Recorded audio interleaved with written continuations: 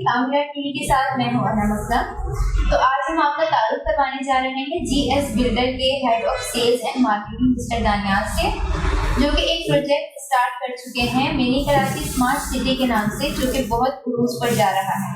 तो आइए चलते हैं इससे बात करते हैं। अस्सलाम वालेकुम सर, सबसे पहले तो मैं आपका शुक्रिया अदा करना चाहूंगी कि आपने तामीरा टीवी को अपना कीमती वक्त दिया।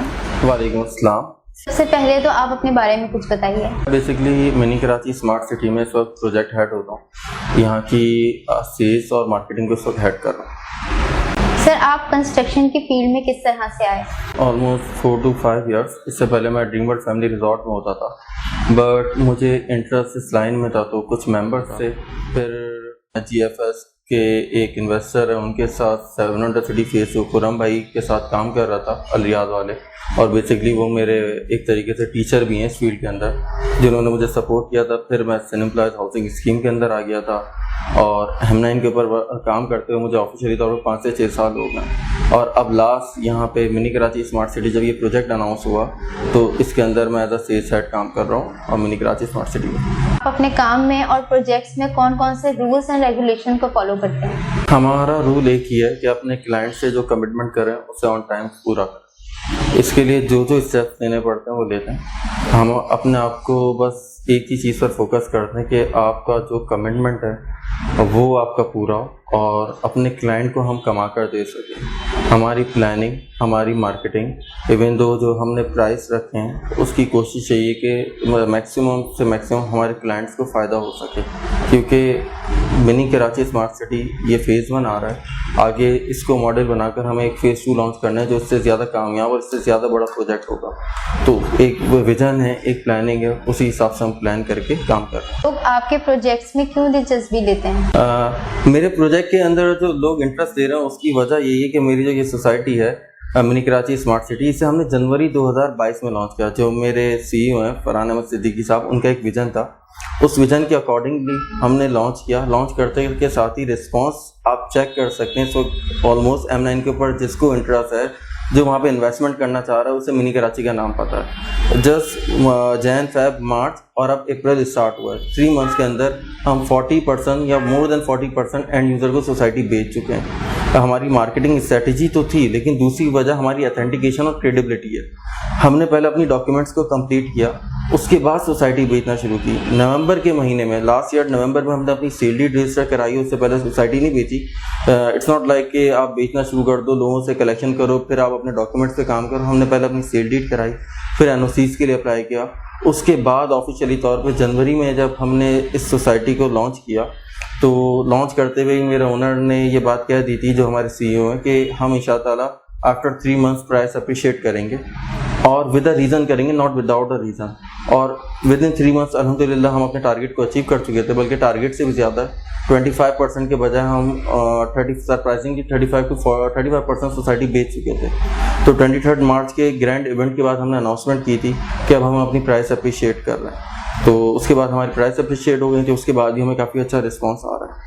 सर, मलिर 9 का आप फ्यूचर क्या देख रहे हैं? जो अभी मलिर एक्सप्रेस वे जो अनाउंस हुआ है, उसके बारे में आपका क्या फीडबैक होगा?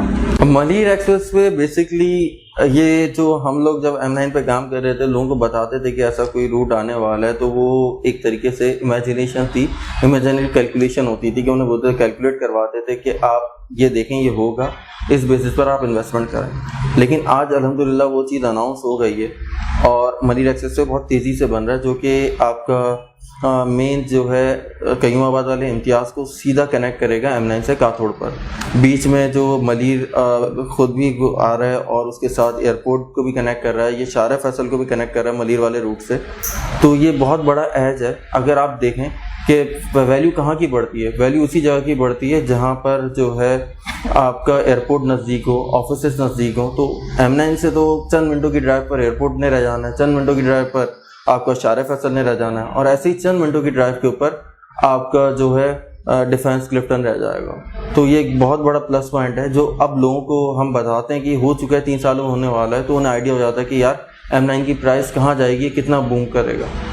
सर, लोगों को प्रॉपर्टी खरीदने से पहले किन किन चीज़ों का ख्याल रखना चाहिए?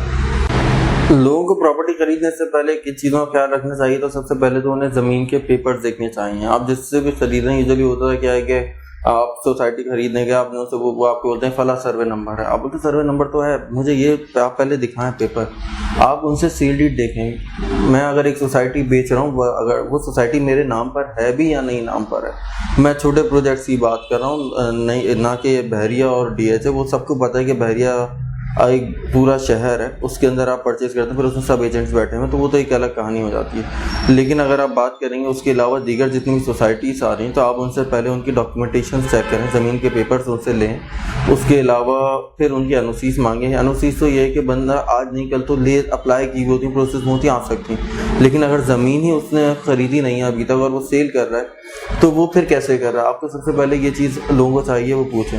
फिर लोग ओनर्स से मिलें। थर्ड पार्टी के ज़्यादा बेहतर है कि वो डायरेक्ट बिल्डर ऑफिस को रुजू करें। उसका सबसे बड़ा प्लस पॉइंट ये होता है कि मार्केटिंग कंपनी या रियल एस्टेट एजेंट कभी कभार प्रॉपर मैसेज कन्वे नहीं कर रहे होते। अगर आप उनके थ्रू भी ले रहे हैं तो एक दफ़ा जाके बिल्डर ऑफिस विजिट करें। अगर आपका जो वो एजेंट है आप उसके ट्रस्टवर्दी नहीं है, आप उसे नहीं जानते, तो आपको चाहिए कि पहले हेड ऑफिस जाके विजिट करें, क्योंकि आपने अगले 6 सालों तक उसी हेड ऑफिस से रुजू करना है। ऐसा ना हो कि 6 महीने साल भर बाद आप हेड ऑफिस जाएं तो वो बोलें कि सर हमने तो ये कहा था, आपको फला बंदे ने गलत मैसेज कन्वे कर दिया। तो लेने से पहले मैं खुद भी ये कहीं पर अगर इन्वेस्टमेंट करता हूँ तो पहले आगे उस पर्टिकुलर बिल्डर का हेड ऑफिस विजिट करता हूँ, क्योंकि मुझे अगले 5 साल 6 साल या 10 साल उसी से कोऑर्डिनेशन रखनी है, उसी से मेरा रिलेशन रहना है। सर आप अपने बिजनेस की और अपने प्रोजेक्ट की मार्केटिंग किस तरह करते हैं? देखिए, मार्केटिंग के बहुत सारे सोर्स हैं होते हैं। आप सोशल मीडिया को फॉलो कर रहे होते हैं, आप डायरेक्ट मार्केटिंग कर रहे होते हैं, आप इनडायरेक्ट मार्केटिंग कर रहे होते हैं, वर्ड ऑफ माउथ से भी आपकी चीज़ बिक रही होती है। फिर ये है कि इस वक्त जो करंट रमज़ान के मंथ की बात करें, रमज़ान के महीने के अंदर लोगों का सोशल मीडिया यूजेज बहुत बढ़ जाता है। वो अपने लेजर टाइम में क्योंकि कुछ लोग मूवीज़ वगैरह को भी अवॉइड कर रहे होते हैं, तो वो सोशल मीडिया को ज़्यादा यूज़ कर रहे होते हैं। फेसबुक हो गया, तो सोशल मीडिया कैंपेन्स इस वक्त आपको मैक्सिमम रिजल्ट ला कर दे रही होती हैं। फिर आपके कुछ जैसे इवेंट होते हैं, ज़मीन का इवेंट हो गया, तामीरात का हो गया, या इस तरीके के जैसे रिलेटेड इस फील्ड से रिलेटेड प्लेटफॉर्म्स हैं, आप इनके थ्रू अपने प्रोजेक्ट को ब्रीफ कर रहे होते हैं लोगों। प्लेटफॉर्म है तामीरात, इसके थ्रू भी हम लोगों को ब्रीफ करना है। तो यही मुख्तलिफ सोर्सेज होते हैं जिससे हम लोगों को बता सकते हैं। सर आप अपने प्रोजेक्ट और बिजनेस की मार्केटिंग किस तरह से करते हैं? देखिए, मार्केटिंग के डिफरेंट वेज होते हैं। आपको तो मुख्तलिफ सोर्सेज होते हैं जिसको अपनाना पड़ता है। जैसे डायरेक्ट इंडायरेक्ट मार्केटिंग दोनों चैनल्स आपको यूज़ करने पड़ते हैं। अभी रमज़ान के मंथ की बात करूं तो रमज़ान के मंथ में यूजुअली सोशल मीडिया का यूजेज बहुत बढ़ जाता है लोगों का, तो इसलिए इस वक्त सोशल मीडिया से बहुत ज़्यादा रिजल्ट आ रहा होता है। साइन बोर्ड्स हो गया या सोशल मीडिया हो गया, तो आप फेसबुक वगैरह के थ्रू मार्केटिंग कर सकते हैं, और हम ये चीज़ कर भी रहे होते हैं, उससे रिज़ल्ट बहुत अच्छा होता है। फिर उसके अलावा मुख्तलिफ इवेंट्स होते हैं, उसमें आप पार्टिसिपेट कर सकते हैं। जैसे ज़मीन.com का इवेंट हो गया, हम उसमें पार्टिसिपेट कर लेते हैं। हम मुख्तलिफ चैनल्स हो गए, जैसे अभी आपका चैनल है तामीरात, ये कंसर्न रिलेटेड फील्ड से ही है, तो ये भी एक प्लेटफॉर्म है, हम इसके थ्रू लोगों को ब्रीफ कर रहे हैं। उसके अलावा भी जो है मुख्तलिफ चैनल्स हैं जिसके थ्रू हम लोगों को ब्रीफ कर रहे होते हैं। वर्ड ऑफ माउथ के थ्रू काफ़ी सेल हो रही होती है। तो फिर मिनी कराची इस वक्त ब्रांडिंग की तरफ हम जा रहे हैं, और ऑलमोस्ट ब्रांड एक बन भी चुका है M9 के ऊपर, तो इसलिए हमें इतना ज़्यादा इसको सेल करने में प्रॉब्लम नहीं होती। और मुख्तलिफ मार्केटिंग एजेंसी से जो हमारे साथ एसोसिएट होना चाहती हैं, और कुछ एसोसिएट हुई हुई हैं अल्हम्दुलिल्लाह। सर हम चाहते हैं आपका जो प्रोजेक्ट है मिनी कराची स्मार्ट सिटी, उसे थोड़ा ब्रीफ कर दें तो ज़्यादा अच्छा हो। देखिए, हमने अपने प्रोजेक्ट को, जैसा मैं पहले ही बता चुका हूँ, जनवरी में लॉन्च किया था। तो 124 एकड़ के ऊपर हमने अपनी सोसाइटी को लॉन्च किया। हमारी जो विज़न था वो ये था कि ऐसी जगह लॉन्च करें कि लोगों को इजी एक्सेस हो। इसलिए जो मेरी सोसाइटी है वो मेन इंटरचेंज से जस्ट 800 मीटर अंदर है। बाजार इंटरचेंज मेन एग्जिट 7 से। ये M9 की वाहिद सोसाइटी है जिसके लिए आपको सर्विस रोड पे वापस नहीं आना पड़ता। सर्विस रोड का डिस्टेंस का शॉर्ट हो जाता है। क्यों? आप मेन बाजार इंटरचेंज पे पावर सिमेंट के अपोजिट जैसे ही देखेंगे मिनी कराची की सोसाइटी बन रही है, और आपने बाजार इंटरचेंज पे चढ़ना है, टोल देना है, टोल से जस्ट 800 मीटर मुश्किल से हमारी सोसाइटी अंदर है, और डेवलपमेंट का काम बहुत तेज़ी से हो रहा है। अभी इनिशियल बात करें तो 2300 के करीब प्लॉट्स हैं। उसके अलावा फिर एमिनिटीज़ वगैरह सेपरेट हैं। बाउंड्री वॉल प्रोजेक्ट है। बोरिंग हम करवा चुके हैं। बोरिंग की बात करूं तो हमने जब बोरिंग कराई है वो 400 मीटर की बोरिंग कराई है, और ऑलमोस्ट 100 मीटर के ऊपर पानी था। 400 फीट की बोरिंग कराई है, और 100 फीट के ऊपर जो है पानी निकला है। फिर उसके अलावा ब्लॉक टू ब्लॉक डिमार्केशन हम कर चुके हैं। 13 फ़रवरी को हमने अपने एक इवेंट के थ्रू डेवलपमेंट का आगाज़ किया था इसी साल। और अभी स्टेटस ये है कि ब्लॉक टू ब्लॉक डिमार्केशन भी कर चुका हूँ और काफ़ी हद तक ब्लॉक टू ब्लॉक डिमार्केशन कर चुके हैं। जैसे ब्लॉक 3 के अंदर और मेरा ब्लॉक 1 के अंदर ब्लॉक टू ब्लॉक डिमार्केशन भी हो चुकी है। फिर जो पहाड़ थे छोटे सोसाइटी के अंदर, उसकी कटिंग में हमने रिसेंटली स्टार्ट कर दी है और ये मेरी फेब से मार्च तक की प्रोग्रेस है।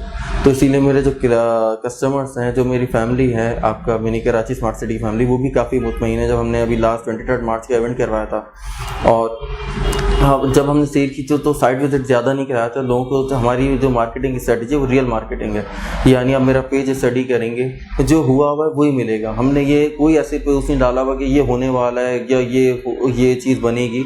हम बता रहे हैं कि ये हो गया है और उसी बेस पर हमने सेल किया था। और जब 23 मार्च वाले दिन हम लोगों को इवेंट वाले दिन लेकर गए थे अपनी फैमिली को वहाँ पर मिनी कराची स्मार्ट सिटी की, तो उन्होंने अब आगे रेफरेंसेस भी दिए और हमसे बोला कि आपका जो प्राइस है, जो हमने 9 लाख वाले 80 गज प्लॉट को 6 लाख रुपए और 120 गज वाले प्लॉट 12 लाख वाले को 9 लाख में किया हुआ था। 23 मार्च के इवेंट से वो अप्रिशिएट हो रहे थे, लेकिन उन्होंने कहा आप हमें 8-10 दिन दे दें, हम अपने रिलेटिव्स को, अपने भाई को, उनको भी दिलाना चाह रहे हैं। क्योंकि जब उन्होंने डेवलपमेंट का स्टेटस देखा वहाँ पर तो वो खासा मुतमईन हो गया। 150 फीट चौड़ा रोड डाला है हमने बीच में सोसाइटी के। फिर ब्लॉक टू ब्लॉक जो सेपरेशन है वो 60 फीट वाइड रोड से की हुई है। तो अल्हम्दुलिल्लाह डेवलपमेंट का स्टेटस काफ़ी तेज़ी से जा रही है। 4 साल का कमिटमेंट है, 4 ईयर्स के अंदर हम इंशाअल्लाह अपना कमिटमेंट फुलफिल करेंगे और हमारे जो क्लाइंट्स हैं, फैमिली से, उन्हें इस चीज़ का बखूबी अंदाज़ा है और अब जिनको नहीं था उनको हो भी गया है देखकर। सर, सबसे आखिर में आप तामीरात टीवी को क्या फीडबैक देना चाहेंगे?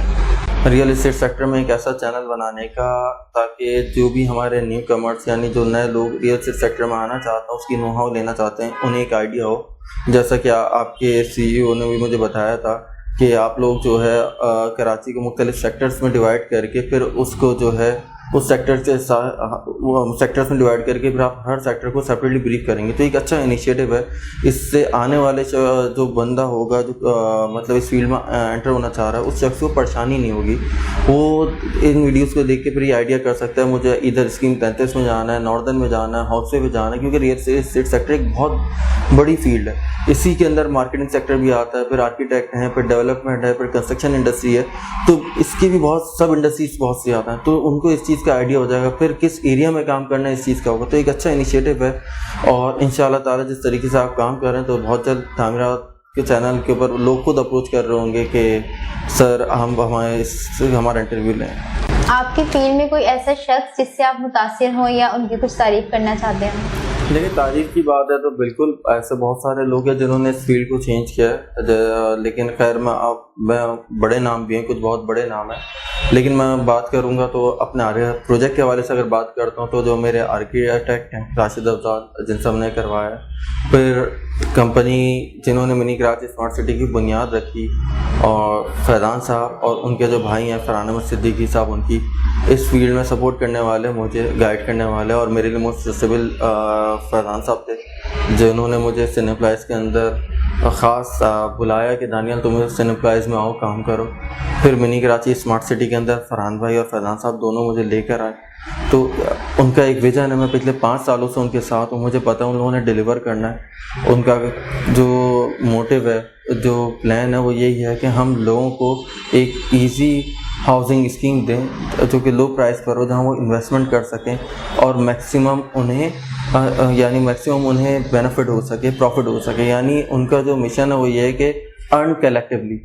हमारा एक अगर मैं बोलूँ स्लोगन है वो यही है, let's grow together, let's earn together, let's move together. Sir, thank you so much for your time.